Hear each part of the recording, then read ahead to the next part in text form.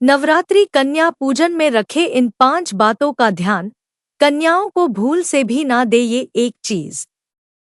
नमस्कार दोस्तों, राधे राधे, जय श्री कृष्णा, हर हर महादेव, जय माता दी। दोस्तों, कन्याओं को ऐसा खाना कभी मत खिलाना, माता शेरा वाली हो जाती है नाराज, व्रत पूरा नहीं माना जाता। साथ ही जानिए नवरात्रि में जौ क्यों सूख जाते हैं, क्यों आपके जौ में हरियाली नहीं आती है, आखिर यह क्या संकेत देता है। नवरात्रि में जो अखंड ज्योति जलती है उसकी बाती का हम क्या करें। साथ ही साथ यह भी जानिए कि नवरात्रि में जो कलश के नीचे चावल रखे जाते हैं और उसके ऊपर नारियल रखा जाता है उसका हम क्या करें और बचे हुए तेल का क्या करें। अंत में हम बताएंगे कन्या पूजन कैसे करें और क्या है शुभ मुहूर्त। आज का वीडियो बहुत ही सुंदर है, आपको कहीं भी जाने की आवश्यकता नहीं पड़ेगी। समस्त जानकारी, नवरात्रों की पूरी जानकारी इस वीडियो में है। खासकर कन्या पूजन कैसे करना है, सप्तमी कब है, अष्टमी कब है, नवमी कब है, समस्त जानकारी इस वीडियो में हम आपको दे रहे हैं। दोस्तों, जो भक्त सच्चे दिल से माता रानी की पूजा आराधना करते हैं और उनकी भक्ति में लीन हो जाते हैं तो माता रानी उनकी सच्ची भक्ति से उनकी पुकार अवश्य सुनती हैं। जो इच्छाएं उनके मन में होती हैं, माता रानी उन्हें वह सब कुछ देती है जो उन्हें चाहिए होता है। माता लक्ष्मी दोनों हाथों से धन की वर्षा करती हैं। माँ दुर्गा उसी पर अपनी कृपा दृष्टि बनाती हैं जो नवरात्रों में खास तौर पर माता की सेवा में लग जाता है। देखिए, माता की सेवा में आपको बिल्कुल भी कंजूसी नहीं करनी है। दिल खोलकर माता रानी की सेवा करें। जितना हो सके माँ को प्रसन्न करने में लग जाएं।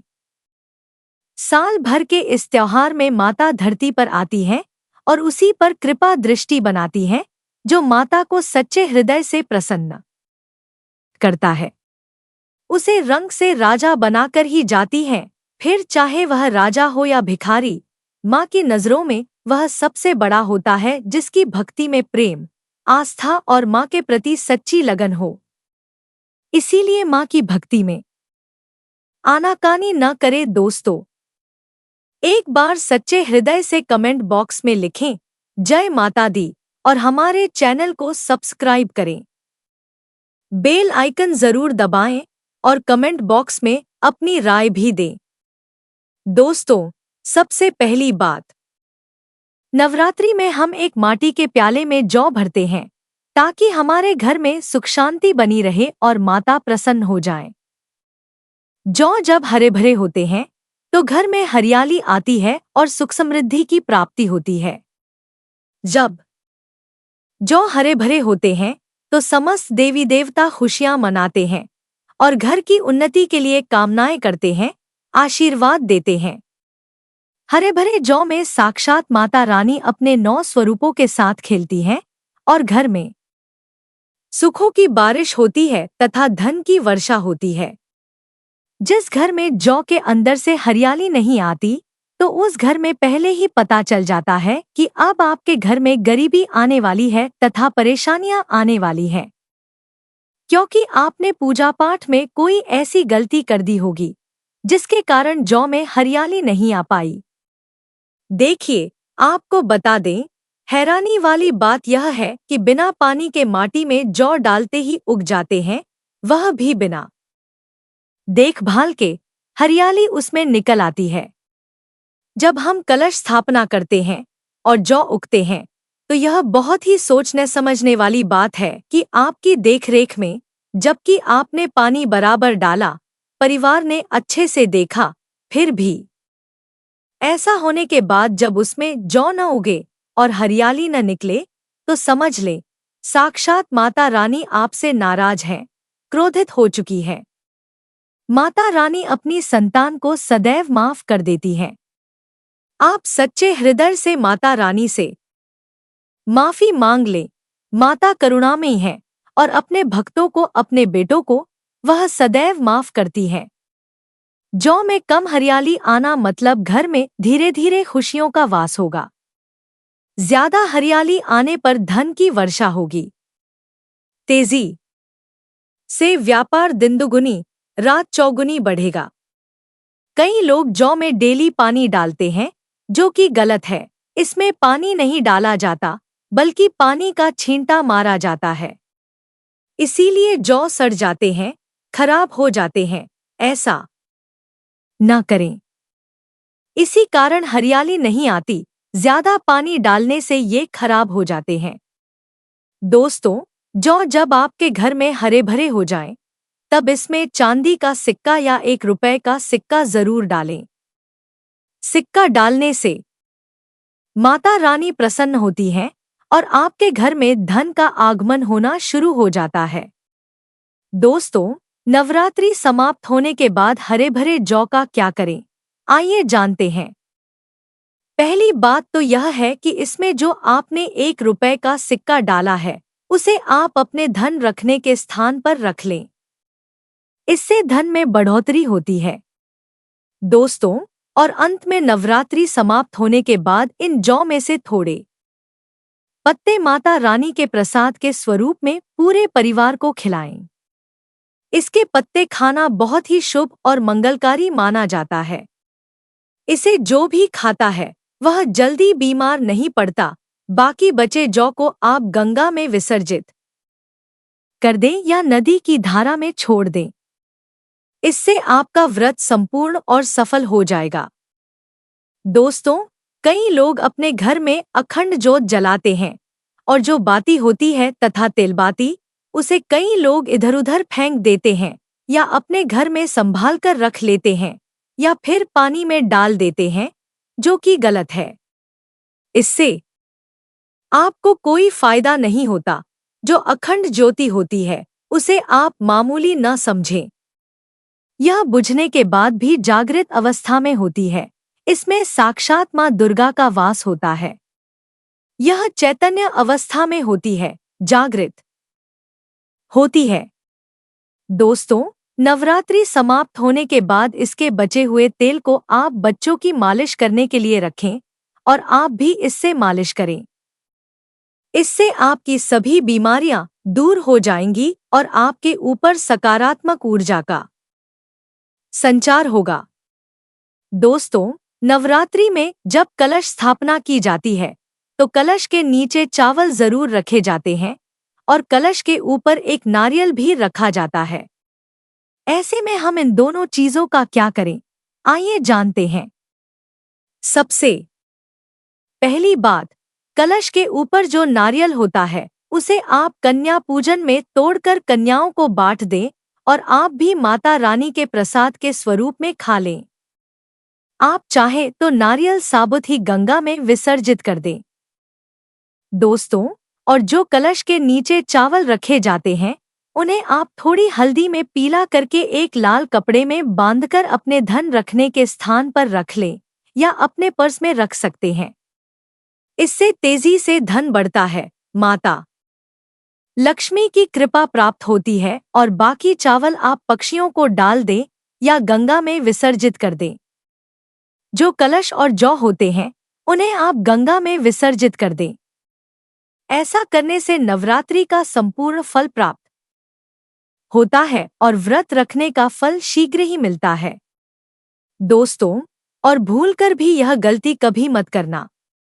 गंगा में कचरा, धूप बत्ती के डिब्बे, माचिस के डिब्बे भूलकर भी मत डालना। सड़ेगले फूल गंगा में नहीं डालना चाहिए। इससे उल्टा व्यक्ति नरक में चला जाता है और परिवार में गरीबी का वास हो जाता है। गंगा मैया क्रोधित हो जाती हैं और श्राप देती हैं, इसलिए ऐसा घोर पाप कभी मत करना। इसके पीछे एक कथा है। जब गंगा मैया भगवान शिव से शिकायत लेकर पहुंची, तब भगवान शिव ने कहा कि जो मनुष्य गंगा को मैला करेगा, वह कभी पवित्र नहीं कहलाएगा। वह हमेशा नरक में भटकता रहेगा, उसे मोक्ष प्राप्त नहीं होगा। वह नरक के भांति इसी पृथ्वी लोक में भ्रमण करता रहेगा। इसलिए गंगा को मैला नहीं करना चाहिए, नहीं तो आपका समस्त पुण्य नष्ट हो जाएगा। आपका पुण्य भूत पिशाच को प्राप्त हो जाएगा। दोस्तों, अगर आपको माता रानी की चुनरी उपहार में मिली है, जैसे जागरण आदि से या किसी पंडाल से या धार्मिक यात्रा से, तो ऐसी माता की चुनरी बहुत ही शुभ मानी जाती है। इससे आपका वैवाहिक जीवन सफल हो जाता है। माता रानी की चुनरी को आप संभाल कर रखें। इसे आप करवा चौथ पर, बट सावित्री व्रत आदि में या किसी पर्व पर, त्योहार में अवश्य पहनें। इस माता रानी का आशीर्वाद होता है जो आपको प्राप्त हुआ है। ऐसी चुनरी सदैव संभाल कर रखें, क्योंकि माता की चुनरी जागृत अवस्था में होती है। इसे मामूली न समझे। नवरात्रों में चाहे कुछ भी कर लेना, लेकिन यह कार्य जरूर करना। बिन पूजा पाठ के ही सारा फल मिल जाता है। आप चाहे कुछ करें या न करें, लेकिन नवरात्रों में यह एक काम जरूर कर लेना। माता रानी खुद आपके घर में चलकर आएंगी। स्कंद पुराण में भी लिखा है और देवी पुराण में भी इसका वर्णन मिलता है। माता रानी जितना पूजा पाठ से प्रसन्न होती है, उतना ज्यादा कन्या को भोजन कराने से हो जाती है, क्योंकि कन्याओं को देवी का स्वरूप माना जाता है और जो कन्या होती है, नवरात्रि के समय में यह साक्षात नवदुर्गा का स्वरूप हो जाती है। नवरात्रि के दौरान आपको एक पुष्प का पौधा जरूर लगाना चाहिए। हमारे धर्मशास्त्रों में कहा गया है कि अगर कोई व्यक्ति मंदिर के पास सफेद मदार का पौधा लगाता है और उसका फूल शिव मंदिर में चढ़ाता है, तो उसे स्वर्णदान के बराबर पुण्य की प्राप्ति होती है। मदार का पौधा लगाने से जो फूल खिलते हैं, उन्हें देवी देवताओं को चढ़ाने से पुण्य मिलता है। जो व्यक्ति फूल चढ़ा रहा है, उसे आधा पुण्य मिलता है और आधा पुण्य पौधा लगाने वाले को मिलता है। नवरात्रि के समय अगर आप मदार का पौधा शिव मंदिर या माता रानी के मंदिर के पास लगाते हैं, तो आपको अक्षय पुण्य की प्राप्ति होती है। इसमें किसी व्रत या पूजा पाठ की आवश्यकता नहीं होती, सिर्फ फूलों का पौधा लगाना होता है। इस श्रेणी में मदार, सदाबहार और कनेर के पौधे आते हैं, जो हमेशा फूलते रहते हैं। कनेर के पौधे को माता पार्वती का स्वरूप माना गया है। सफेद कनेर का पौधा लगाना अति उत्तम होता है और इससे माता रानी प्रसन्न होती हैं, जिससे गोदान के बराबर फल प्राप्त होता है। इसी तरह गुड़हल का पौधा देवी मंदिर के पास लगाने से माता रानी का आशीर्वाद मिलता है। गुड़हल के वृक्ष पर साक्षात मां जगदम्बा का वास होता है। अगर नवरात्रि के दौरान आप गुड़हल के फूल की माला पिरोकर माता रानी को चढ़ाते हैं, तो आपकी सभी मनोकामनाएं पूरी होती हैं। अगर आप नवरात्रि के दौरान व्रत नहीं कर पा रहे हैं, तो भी गुड़हल का फूल चढ़ाने से व्रत का पूरा फल मिलता है। माना जाता है कि अगर किसी व्यक्ति ने नवरात्रि के समय गुड़हल का पौधा लगा दिया और उसके फूल देवी देवताओं को चढ़ाए गए, तो उस व्यक्ति को माता रानी आजीवन आशीर्वाद देती हैं और कभी निर्धन नहीं रहने देती। कन्या पूजन का विशेष महत्व अष्टमी और नवमी तिथियों में होता है। इस साल महाअष्टमी 10 अक्टूबर और नवमी 11 अक्टूबर को है। इन दोनों तिथियों में कन्या पूजन अवश्य करना चाहिए और कन्याओं को भोजन खिलाना चाहिए। शास्त्रों के अनुसार नवरात्रि के 9 दिनों में माता रानी का पूजन और कन्या पूजन करने से सभी कष्ट दूर हो जाते हैं और मां अभय वरदान प्रदान करती हैं। कन्याएं स्वयं जगदम्बा देवी का स्वरूप माना जाता है।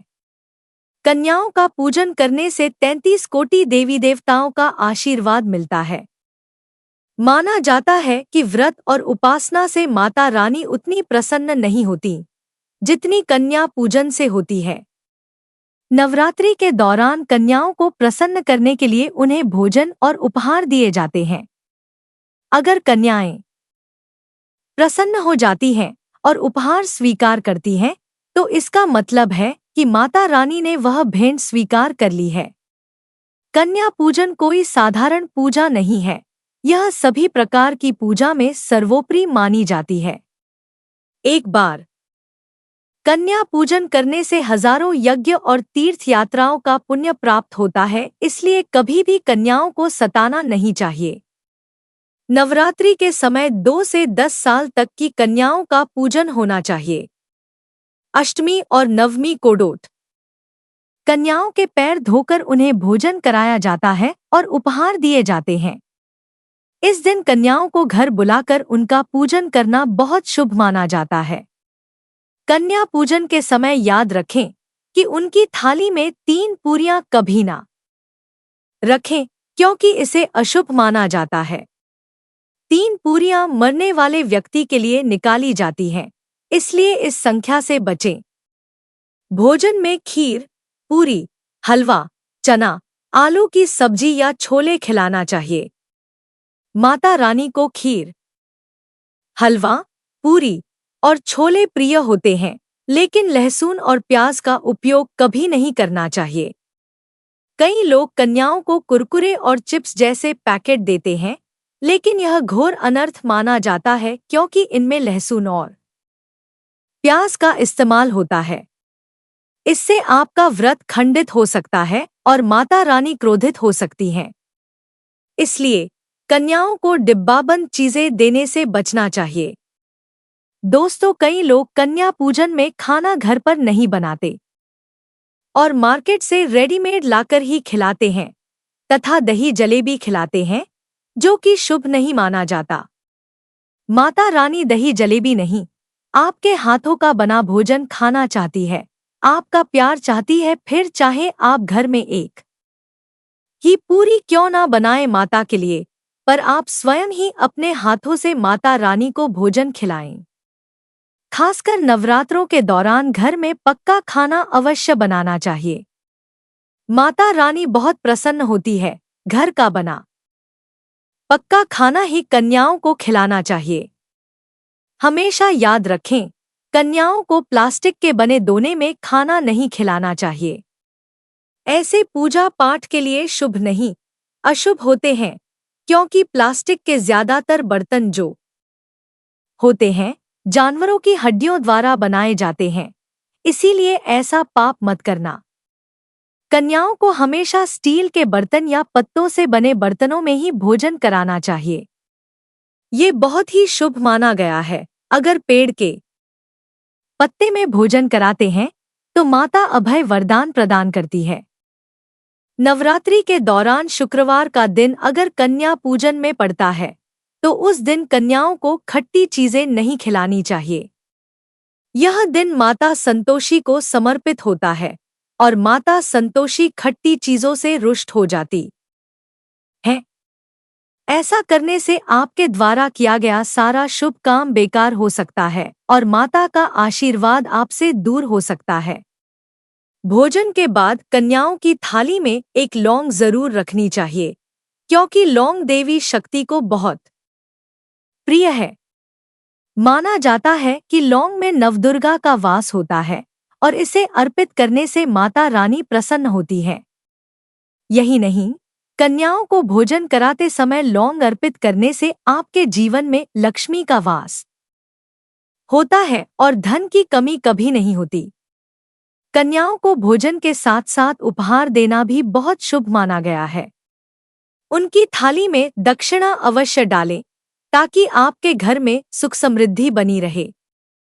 कन्याओं को आप सुंदर कपड़े, चॉकलेट बॉक्स या स्टील के बर्तन उपहार में दे सकते हैं, लेकिन ध्यान रहे कि लोहे का कोई सामान नहीं देना चाहिए, क्योंकि इससे राहुकेतु का दोष घर में आ सकता है।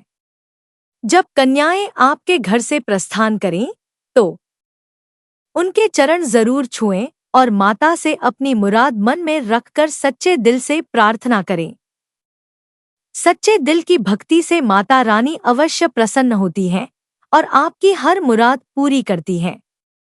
नवरात्रि के दौरान अगर आपको कुछ विशेष संकेत मिलते हैं तो समझें कि माता रानी आपके घर में पधार चुकी हैं। पहला संकेत यह है कि जब आप कलश स्थापना करते हैं और जौ से हरियाली निकलती है, तो यह भविष्य में अच्छे समय का संकेत होता है। यदि जौ नहीं उगते हैं तो यह अशुभ माना जाता है और आपको माता से क्षमा मांगनी चाहिए। दूसरा शुभ संकेत यह है कि अगर नवरात्रि के दिनों में आपकी नींद ब्रह्मा मुहूर्त में यानी सुबह 4 बजे के आसपास खुलती है तो यह माता रानी की कृपा का प्रतीक होता है। इस समय उठने का मतलब है कि माता की शक्ति आपके साथ है और आपको जल्द ही कोई शुभ समाचार मिलेगा। तीसरा संकेत यह है कि अगर आपका मन पूजा पाठ में लगने लगे और पूजा करते समय मन शांत हो जाए तो यह माता की प्रसन्नता का संकेत है। इससे यह पता चलता है कि माता आपकी भक्ति से प्रसन्न है और जल्द ही आपके जीवन में अच्छे दिन आने वाले हैं। चौथा संकेत यह है कि अगर पूजा के समय माता के गले से फूल गिर जाएं या जौ के पत्ते बिना हवा के हिलने लगें तो यह बहुत शुभ होता है। यह संकेत माता लक्ष्मी की कृपा का प्रतीक है और इसका मतलब है कि आपकी गरीबी अब खत्म होने वाली है। एक और महत्वपूर्ण संकेत यह है कि अगर आपके सपने में शेर या देवी माता का दर्शन हो तो इसे अत्यंत शुभ माना जाता है। यह इस बात का प्रतीक होता है कि माता आपकी मनोकामना जल्द पूरी करने वाली हैं और आपके शत्रु पराजित होंगे। आखिरी और सबसे महत्वपूर्ण संकेत यह है कि अगर नवरात्रि के दौरान आपके घर में कोई कन्या लाल वस्त्र पहने हुए दिखाई दे तो यह माता दुर्गा का आशीर्वाद है। यह संकेत बताता है कि आपके घर में अब सुख समृद्धि का वास होने वाला है और आपको तरक्की के रास्ते पर बढ़ना है। तो दोस्तों, ये थे कुछ महत्वपूर्ण संकेत जो नवरात्रि के दौरान माता रानी की कृपा प्राप्त करने के प्रतीक होते हैं। हमें उम्मीद है कि आपको यह जानकारी उपयोगी लगी होगी। अगर इस वीडियो से आपको कुछ नया जानने को मिला है तो कृपया हमें जरूर बताएं। आप चाहें तो वीडियो को लाइक करके भी अपनी प्रतिक्रिया दे सकते हैं। हमारे चैनल को सब्सक्राइब करें ताकि हम आपके लिए और भी महत्वपूर्ण जानकारियां ला सकें। तब तक के लिए अपना ख्याल रखें। जय माता दी।